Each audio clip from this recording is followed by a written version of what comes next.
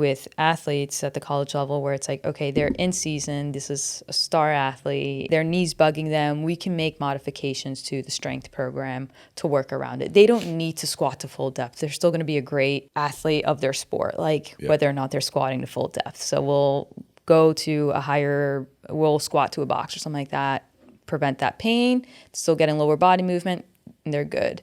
Versus when it's off season, it's like, okay, you're getting knee pain. Let's take our time now, since we have time and you don't have to be competing, like you're not going to all these games and traveling.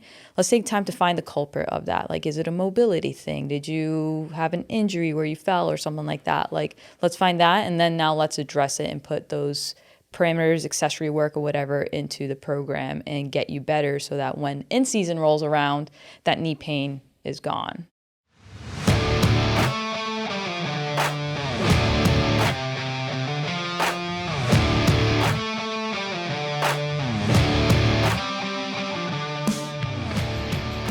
The Fitness Movement is brought to you by Zor Fitness. We offer coaching and individualized program design, as well as educational content for coaches and athletes. It's all at one place, zorfitness.com. I don't normally talk this much in a day. This is a lot of talking for us. Definitely for me. It's like if I'm not like coaching or like in a meeting, I'm not talking. Yeah. I'm not talking either. I know, like, I would have, in college, I had a few internships in, like, California, and I just went out and lived in California on my own, and it was wild because, like, I would go days, and I'd be like, wow, I haven't actually spoken. Like, I haven't used my voice. This is great. Talk to somebody who's, sorry, I'm out of practice here. But, yeah, like, I think that's why me and my sister get along really well, because, like, she's outgoing, talks a lot and all that. And, like, that's basically our relationship. Is she carries a conversation, and I just follow along. Yeah. And it's great. I could just picture when you were saying the other podcast, like, you were just, like, watching all the other kids and you're, like, observing them as a kid. Yeah. It's like, now I do the same thing. It's just you get paid for it. Yeah, exactly. That's shit squat form. You can just say it out loud and then they know.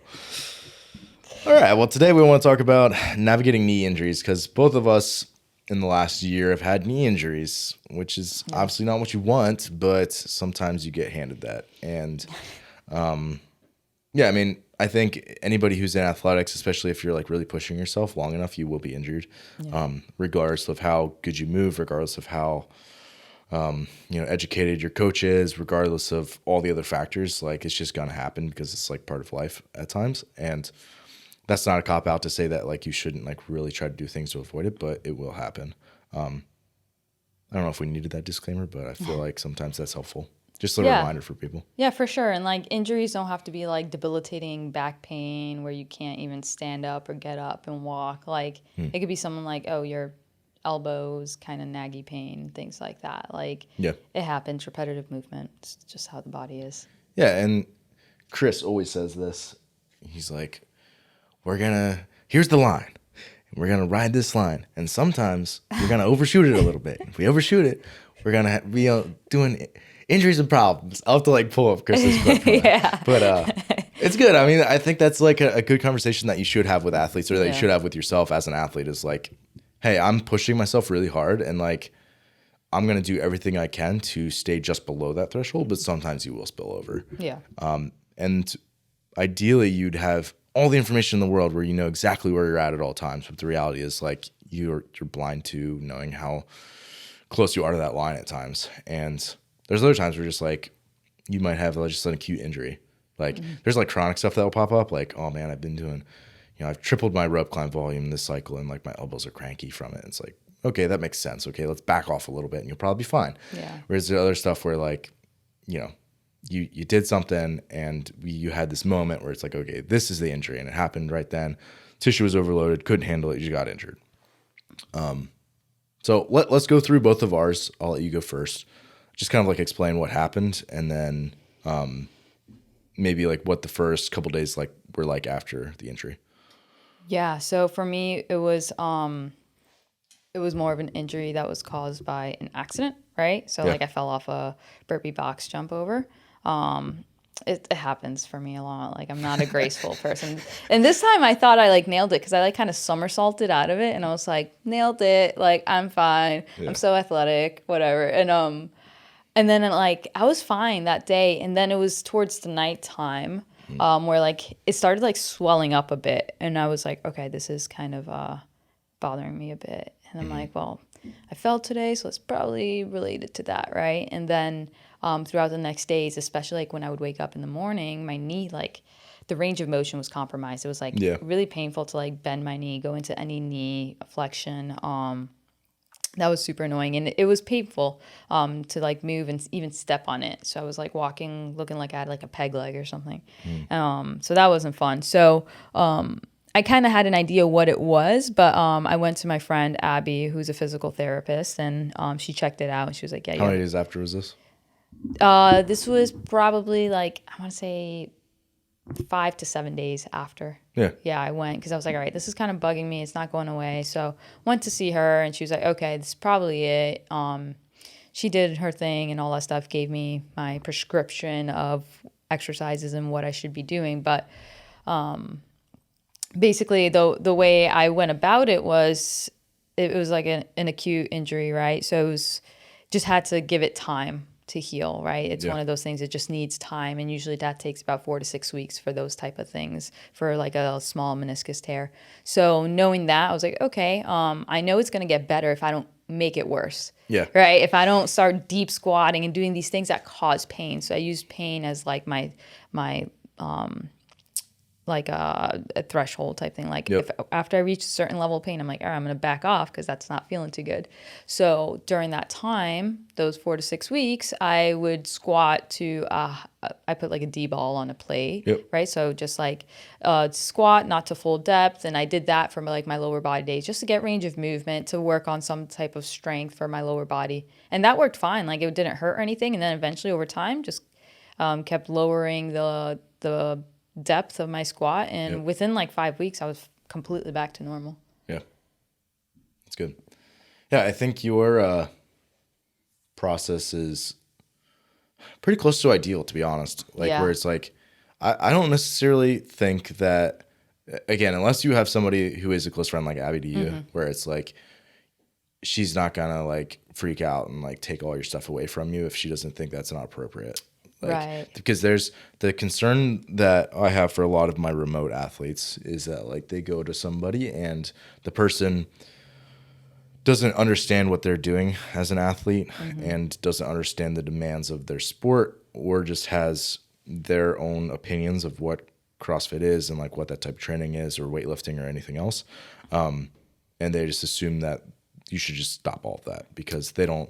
And in the defense of a physician like that, or a PT like that, it's like they're just probably trying to keep the person from injuring themselves worse. Right. And like there's plenty of people out there who aren't educated at all, who it's like, okay, yeah, it's not ideal for them to just stop moving altogether or stop their sport altogether. However, that might be better than someone who's completely misinformed, because I know people who've done this where it's like, oh yeah, like I just, it didn't feel great, so I injured it kind of a couple days before, and I just kept plowing through, and then I was like, oh, I really messed it up then. And it's like, yeah, what were you doing? Yeah.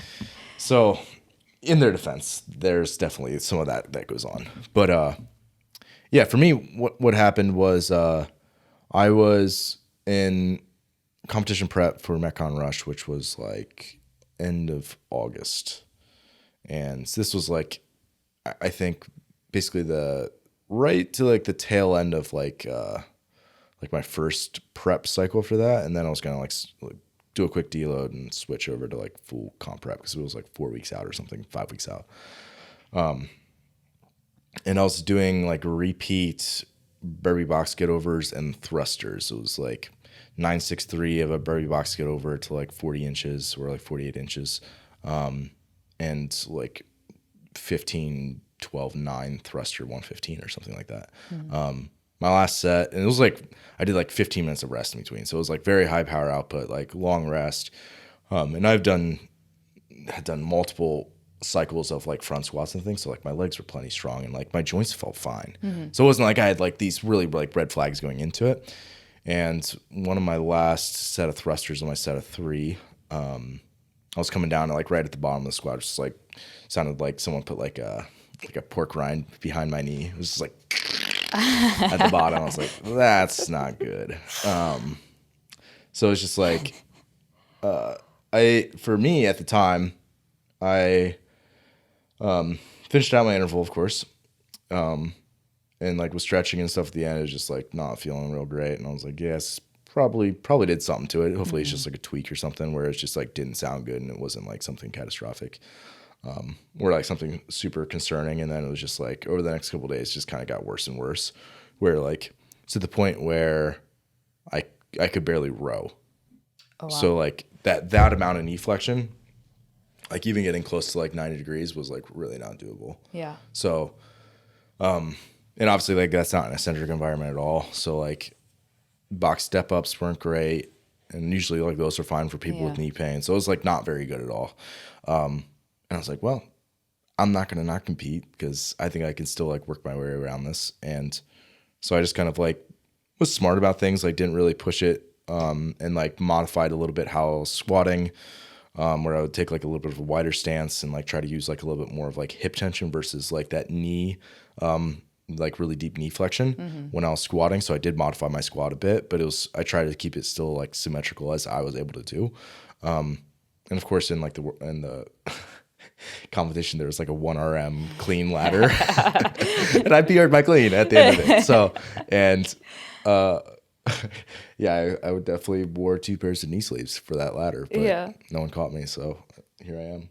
But, yeah, it was, all things considered, it held up, but I definitely so like after that competition, so it went like a full maybe 6 weeks before I saw anybody for it. And Alicia here at the gym, who's a physical therapist, doctor of physical therapy, I just kind of like had a conversation with her at that point. I was like, hey, this is what happened. This is like my symptoms. And she's like, yeah, it was probably cartilage, which I think that's probably true. So at that point, it was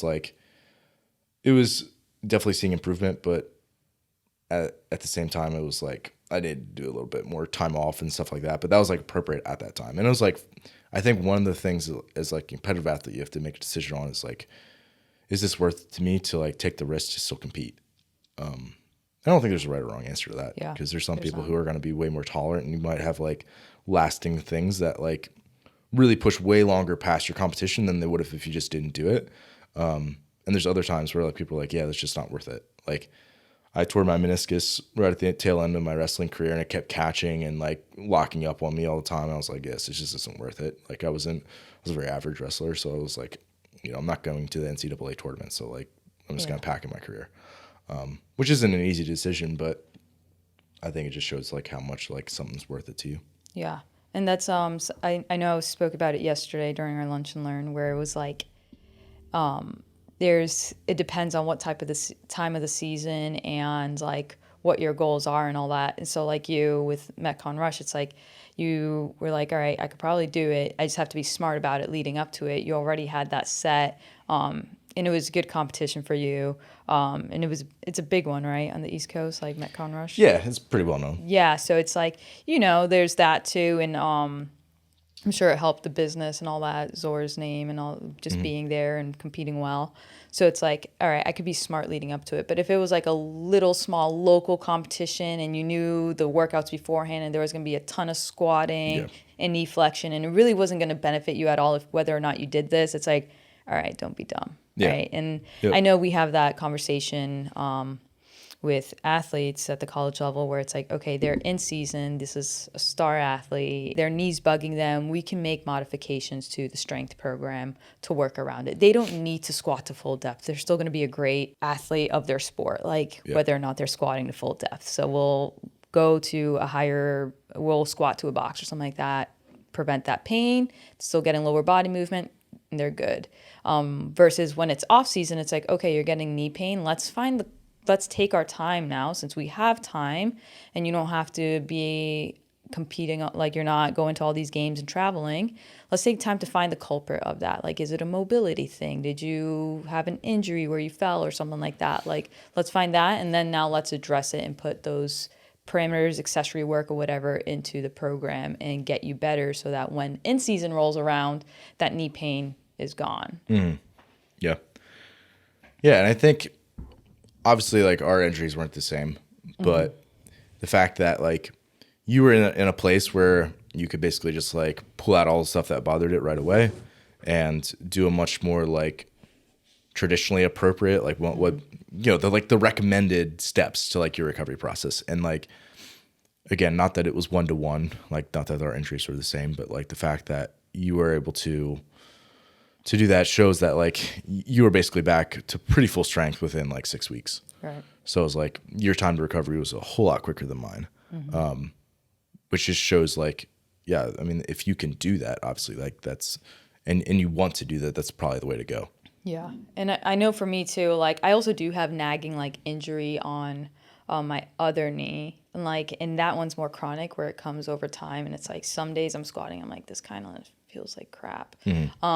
And for me, that's like, and I know before I started running more often, I was like, I need to address this before I Just start hammering away. Yeah, before I start like running like multiple times a week and all that. So that's where I started adding in things like as a preventative measure is continuing my strength training, but also add in like a lot of isometric work at certain knee angles and all that stuff for my knees, like iso lunge holds, all that stuff, and kind of help with that. And also address some mobility issues because I have very tight hamstrings, which also lead to some pain in my knees. So addressing those two things, knowing that those were my issues there, so that I could prepare myself for when the load increased on running and I was having so much impact. Yeah, almost like using like your injury as like a learning experience. Like these are the ways that I can probably adjust things going forward. And it's like not only just not be injured, but to keep my joints feeling better. Yeah. And I think that's like, there's low hanging fruits, right? Like isometrics and all that for whatever joint is nagging you is an awesome way to strengthen those tendons and all that and get you prepared. And that's something that like I do a lot with athletes, knowing that like, oh, hey, there's this constant repetitive movement. Let's get stronger in this position and, get those tendons nice and happy before we start hammering away and putting that load on it. Yeah. Yeah, I've definitely incorporated some isometrics and it's just like additional hamstring work because again in CrossFit you get so much quad no matter what you do that it's like you just need to put some time and attention on your hamstrings, otherwise it's just not going to be balanced. And the stronger your hamstrings are, it's just easier to keep your joint centration a little bit better. Besides the fact that like you'll just probably move more appropriately. Yeah. So like for me, I've done a lot more and I've probably incorporated this into a few more athletes programs as well. It's just like, deadlifts with a controlled eccentric, glute ham raises, hamstring curls, early band hamstring curls. And then for like myself personally, I've done some like isometric hamstring work. And one of the things that was kind of interesting was that this knee I've had 40 surgeries on it all before, like by the time I graduated high school. Are you serious? 4? Yeah, 4. Dang. Yeah, and so before like high school, before graduating high school? College. College? Yeah. Even that, I mean. Yeah. Yeah. And generally it's like good. Like actually like my other one like is more cranky day-to-day sometimes than like the one I've had all those surgeries on. But yeah, it was like initially I had an ACL tear from like an acute injury in high school, and then just kind of like some additional. The good thing was like my meniscus was pretty intact, so but I've had some meniscal tears since then, just like fraying and other stuff that I just got cleaned up, and for each of them I had them largely repaired versus removed, like mastectomy. So I have a little bit more cartilage there or padding there than some other people who get that procedure. Yeah. So that's good, but at the same time, it's like a longer recovery process, which isn't great, obviously. But for me, it's just doing a little bit of extra hamstring work on that side. My point being, like when I got my my ACL reconstructed, they took part of my hamstring tendon out, so my knee flexion ability, especially past 90 degrees on that leg, is way worse than the other one. Yeah. And like if you like watch me do like deadlifts or something and you look at the back of my knee, it looks like all like mangled and weird. Really? Yeah. So like I'm definitely like missing part of my hamstring there. I mean, they took it out, so clearly it is. But to do a little bit of like of that like end range of motion, like really trying to like drive a lot of tension there to like work on like that I always forget if it's like pails or rails. One of those. So like the end range, working on that. Yeah. Yeah, but that's been helpful for me just because like I clearly lack range of motion there. And there's like certain joints where like that's the case, like in other areas too. Like I'm always gonna be working on shoulder extension as somebody who just sits on a laptop all day. Yeah. Yeah. Is there anything else that like you've adjusted, whether it's like knee based or not, from like other injuries? Yeah. I get nagging shoulder pains as well. And so doing a lot of shoulder extension work and all that, focusing on that. I always do that. Like, I superset it with like my upper body exercises. So if I'm like benching or something like that, I'll do like some YTWLs, crossover symmetry, just in between, just to kind of open it up a little bit. Yeah. Looking more at my pull to push ratios, right? So that's something that Can't just bench every day, Dave. Yeah, I know. If I could, I would. Only 3 times a week. I limit myself. So, paying a little bit more attention to that volume and making sure that ratio is somewhat looking okay, versus just doing all push, right? So that's another one. Yeah, those are the main things there. And also working in different planes of motion.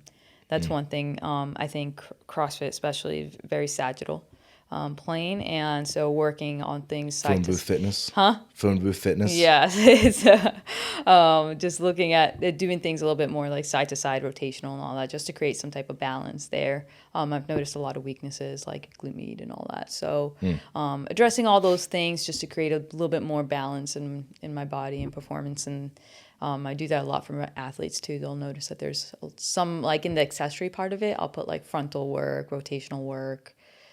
Yeah. Those are like, there's certain things that like I just try to incorporate.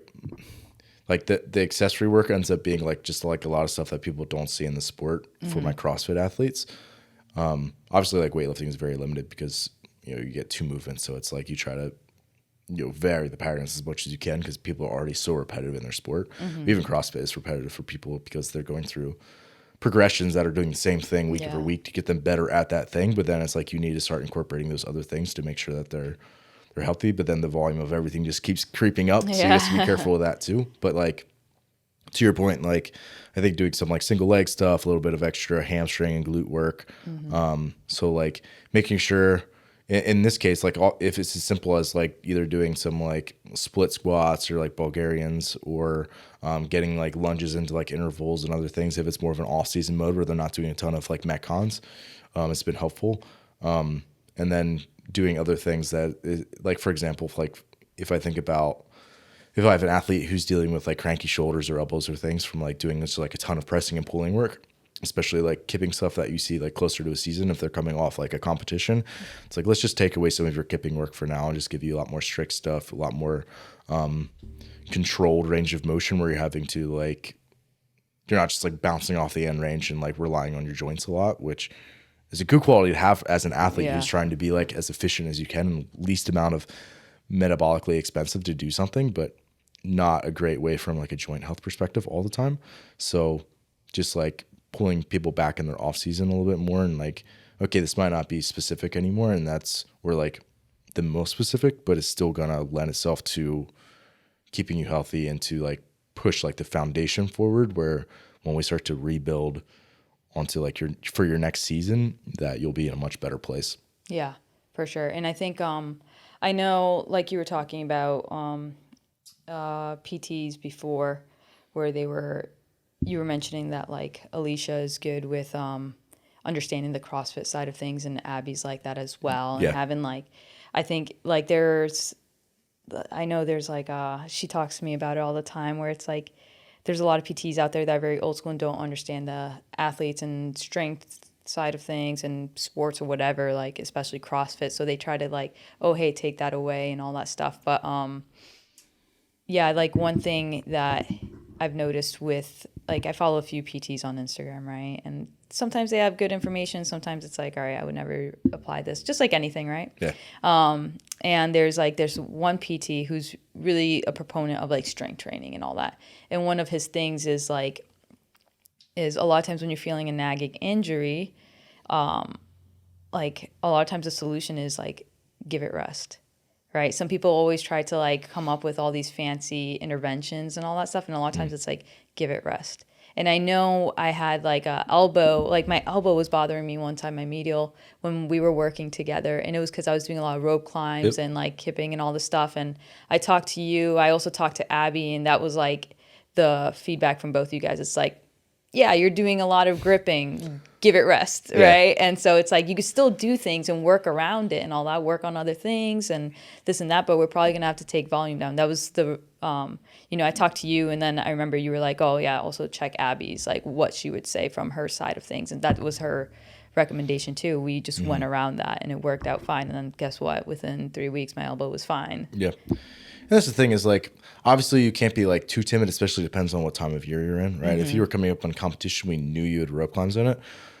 Okay, we're not just going to take them all away because it's like you're just going to decondition that really quickly. But we're also not going to try to keep pushing it because then it's like you could make it way worse. And like now you're in not a good place when you actually go to do your competition. So it's like there's also, again, if you're working with competitive athletes, there's these constraints of like your timing for like your ideal timing for getting back to recovery for your injury is not going to, it will never align perfectly with your season.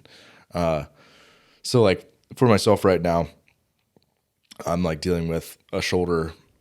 I probably tore my labrum to a degree. And I've been rehabbing that since I've gotten back from Texas at TFX. And it's ideally I would have like another two months at least to rehab it before I had to compete. And I don't. So I got like 2 weeks before I'm going to have to like actually put everything back in. And I've been rehabbing it since, the end of January. So it's definitely progressed a lot. And if I think it's really stupid for me to compete, I won't.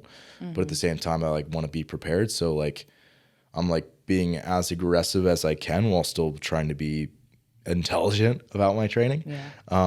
So like there are times too where like, hopefully again you have somebody to like at least bounce the ideas off of, like, is this stupid for me to do this, and like have somebody that you trust that you can go to for that, even if it's just like a coach or a physical therapist or someone who can be objective about your training besides just you, to be able to like, this amount of pain is tolerable, like this is what you should be thinking about, okay, try to limit this movement if you're above a 3 out of 10 pain the next day or 48 hours later, things like that. So I think, if you can get somebody where you can trust them and like you're in that situation, ideally a physical therapist, because that's where, that's their scope, then I think that's probably best. Yeah. Yeah, I agree. I feel like I'm really lucky that I have Abby around and ask her questions and everything. I like how I started this podcast with like, I don't think I had many injuries. And now I'm like listing them off. I'm like, both knees, my elbows, my shoulders cranky. Now I'm going to bring up my low back. If you've been training for like a decade or more, like you're going to have some stuff. Yeah. But I remember now I'm going to talk about my low back. I injured my low back and I don't remember what it was, or like, I just remember I competed and then I was an idiot. And a few days later, I'm like, I'm going to do heavy back squats. Like literally 2 days. Like I competed on a Saturday, Monday. I'm like, I'm going to like try a 1 rep max. Like that dumb, right? And like. But you would have looked like a genius if you would have PR'd your back squat. Oh yeah, I know. It would have been a genius. But so my squat, I think I did hit that 1 rep max. But then I went and did, after I was like, oh man, this is great. Like whatever. My body's great. And I went and did Bulgarian split squats heavy. And I know I have tight hips and all this stuff, especially from competing. I don't know what it was. Like, as I'm coming up, like something happened in my back and I just like fell down. I was like, oh my God, I can't get back up. And luckily, like my phone was next to me and I just like speed dialed Abby. And I was like, Abby, I'm on the floor. Like, what do I do? What do you even do with that call? And she was just like, all right, try. I'm not a paramedic. Yeah, I know. I was like, but I treat her like one.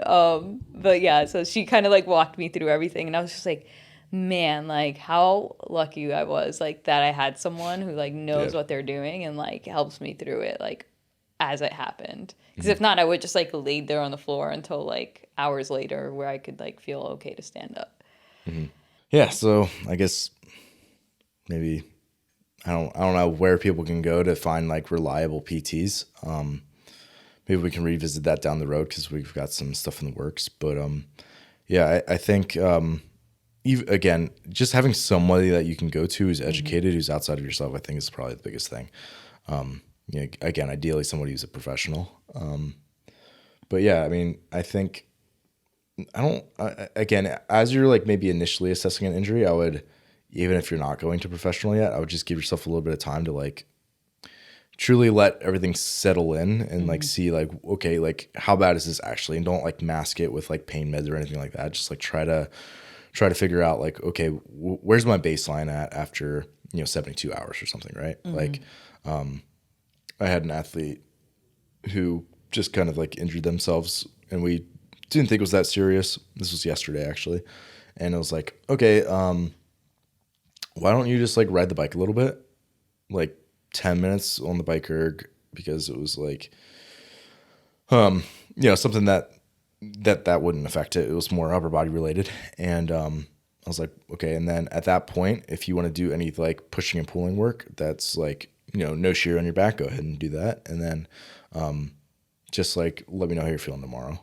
And then, we'll talk to them today. And I was like, okay, let me know again tomorrow. And then we'll keep adjusting things as we need to. Because like oftentimes people like have all this adrenaline when they first get an injury, and it's like really easy to just like plow through or to just like completely stop everything you're doing, where it's, like, okay, just be smart, take a second, figure out what like your best steps are. And then ideally, if you have somebody that you can go to, like go to them. Yeah. Yeah, definitely. I do think that's a good recommendation. Like, don't panic at first. Kind of rest and adjust and just be reasonable about it. Because it could go either way. You're, like you mentioned, like you're going to plow through it and you're going to be like, no, I got it. And then it's going to make it worse. Or you're just going to eliminate everything. Right. And then just kind of like. Completely detrain yourself. Yeah, exactly. Yeah.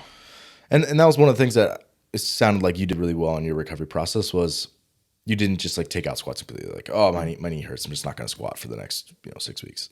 I was like, okay, what can I do where I can still load this pattern without pain and try to keep things symmetrical, where the pattern isn't going to like really ingrain something that's like just awful and super like asymmetrical. So, what can you do that is going to allow for that, and then slowly continue to build tolerance in the movement that you actually want to do again? Because it's not like you just don't want to squat for the rest of your life. So it's like, okay, let's do what we can with this movement without bringing a lot of irritation and more pain along with that, or stuff that would potentially set you back. Yeah. I mean, there's so many variables you can manipulate, right? There's like, for example, the squat, like there's the depth, there's the stance, whether it's axial loaded or whatever. There's like the angles of the feet. Like you could like manipulate all these different things. And it's the same thing with like upper body press. And like if you're benching, like again, the width of the grip, if you have like a football bar where you could have like a different angle of that, like the angle of the bench, like there are all these like the load, the volume, there's all these variables. So many factors. Yeah, so many factors. And you just have to be able to kind of adjust and see what works for you and work at a tolerable level. Yeah, I think there's a couple things, but I think if you have a coach that has just been around for a while, they're, by the nature of sport, like going to have plenty of athletes who've gone through injuries that have been similar to yours, even if it's not the exact same thing, where they at least can conceptualize like, okay, you've got rope climb elbow pain. It's like, it's the worst during legless. Okay, it's probably just because you're yanking on that tendon the whole time. It's like, okay, let's do an extended cyclical warm-up because you're coming up on competition in 2 weeks. We're not going to take all your rope climb volume away. We're going to move some of it towards a hand-over-hand sled pull because like there's that really not much of an eccentric catch at all. Should really limit the amount of tendon irritation you're getting, but getting enough blood flow into the muscles and keeping that tissue tolerance where when you actually are asked to go out on the floor and do it, you'll be capable of it. And then let's add some other like variations of like a bicep curl where like your hands in a different position where, okay, we don't even get that any pain there anymore, but we can still get a good stimulus from that movement. It's like, that's one example of like, okay, you've maintained the qualities of like that movement that you want, that you're going to need without the other stuff that's coming along with it. It's obviously negative that you don't want. Yeah. So there's a number of ways that you could do that sort of thing depending on different movements. But I think if you get somebody who's super smart like Day, they know how to do that. Or Ben. Yeah, but again, I get the one thing I feel like it's maybe a balancing act. It's like, I feel like sometimes coaches are like, we're not physical therapists, so we can't give any good recommendations. And I don't think that's true. However, there's also coaches who like don't want to outsource to physical therapists at all. And that's just like irresponsible and dangerous. So I think to the coaches listening, if you can be balanced with like how you go about that process, that's also like a good way to be, where it's like, I know what I'm capable of doing from a coach's perspective, especially if you're remote. Like I can't do an assessment on my athlete or like diagnose them, especially not through my phone. But to understand like there are certain things that I can do. Like I can manipulate movements where I can figure out if they're in pain or not.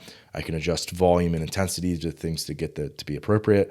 And then hopefully I can work in concert with a PT that I trust to really like help push the athlete forward.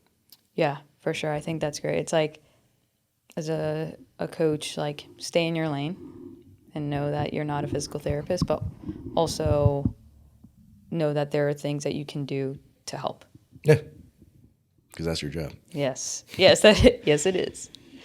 Sweet. No, I think that's good. Again, if you got questions, reach out to Day. Reach out to me. Daynara.Munoz. Yes, on IG or day@zorfitness.com. Email. Sweet. If you got questions, let us know. Sweet.